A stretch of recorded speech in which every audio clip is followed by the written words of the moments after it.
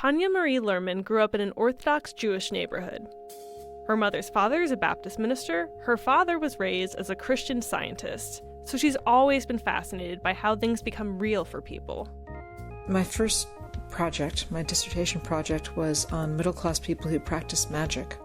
Now she's an anthropologist at Stanford. By 2003, she began doing field work with an evangelical church called the Vineyard.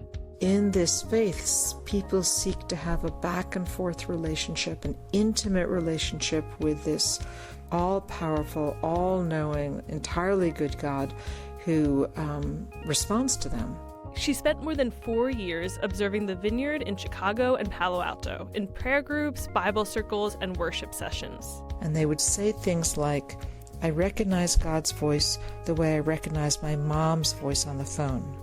But she says Vineyard members didn't necessarily act like they could rely on an all-powerful God, at least not in the same way people rely on Mom.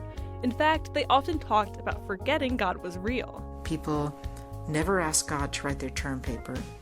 They take their card to be fixed. Most religious believers also go to the doctor. So Lerman went searching for an explanation to a big question. How are rational people able to feel the presence of an invisible being? That question sent her back in time to the 1960s. One of the great untold stories of American Christianity is the hippie Christians, or the Jesus freaks. Sipping whiskey from a paper cup. By the 70s, musician Larry Norman had introduced the world to Christian rock. Take a look at what you done to yourself. Why don't you put the bottle back on the shelf? Thousands and thousands of young Christians looked to Jesus as the perfect representation of hippie counterculture. The people tell me that I'm trying to look like Jesus. I can't think of anybody else I'd rather look like. An evangelist named Lonnie Frisbee preached on the beaches. God is blowing everybody's mind because he's saving the hippies. And nobody thought a hippie could be saved. God, if you're really real, reveal yourself to me. These hippie Christians kind of traded LSD out for speaking in tongues. Lerman says the Jesus people wanted to connect with God in a meaningful, intimate way. The Vineyard movement spoke about a real God for real people. I want you to believe Jesus said that to me. Decades later, evangelical churches like the Vineyard now dot the United States, and many Americans say they talk to God.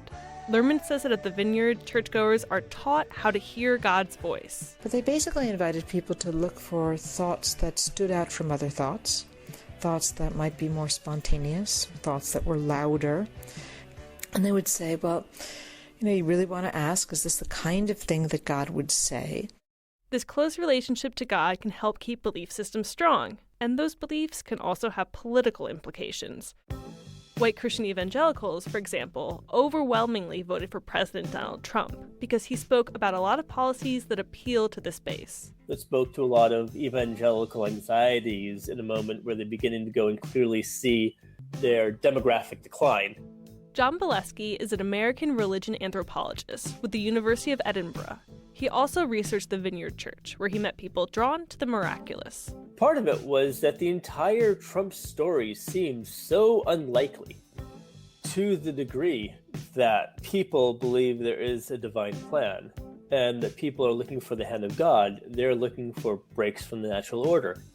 But Bileski says evangelicals were clearly not the only people looking for an improbable president. And he says that faith in the invisible is not necessarily unique to believers. So much of what we do in this current world is taken on faith.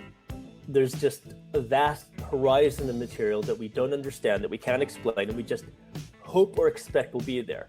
Tanya Lerman says the evangelical Christians she met at the Vineyard seemed happy to feel the presence of such a loving God. But there were some who also felt the disturbing presence of demons. I thought that the demons could sometimes be pretty overwhelming for people. And those are the people that I became most worried about. After all, not all invisible forces are good to have around. Well, it may be the devil, and it may be the Lord, but you're gonna have to serve somebody. For Philosophy Talk, I'm Holly J. McDede.